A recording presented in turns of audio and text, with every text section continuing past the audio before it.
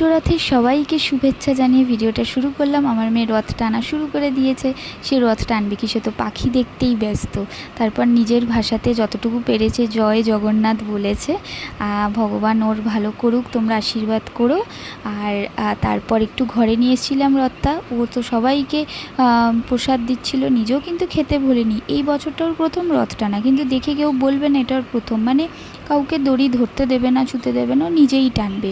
সোজা রথের দিন সেরকম আমি ভিডিও নিতে পারিনি, ছোট ছোট ক্লিপ নিয়েছিলাম, বাট আজকে আমি ভালো করে ভিডিও নিয়েছি। তারপরে ও দাদু ঠাকুমার সাথে একটু গলিতে রথ টানতে গেছিলো।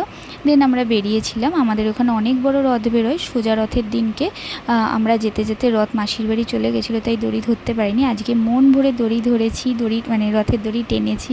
ভগবান সবার মঙ্গল করুক, ভালো করুক, এই কামনাই করি। তারপর রথের মেলা বলে কথা, পাঁপড় ভাজা তো খেতেই হবে। আমার ছোট সদস্যও কিন্তু খেয়েছে, ও বাদ যায়নি। আমরা খুব আনন্দ করে পাঁপড় ভাজা খেয়েছি। তারপর আমরা ওই শ্রীকলোনি ঠাকুরবাড়িতে বসে অনেকক্ষণ সময় কাটিয়েছি। রাস্তা দিয়ে অনেক ছোট ছোট রথ গেছে, সেগুলোও দেখছিলাম। মোটের উপর দিনটা খুব ভালো গেছে। এবছর রথটা ভীষণ ভালো কাটালাম, আমার মেয়েও খুব মজা করেছে। তো চলো টাটা, জয় জগন্নাথ বলে ভিডিওটা শেষ করলাম। তোমরা সবাই খুব ভালো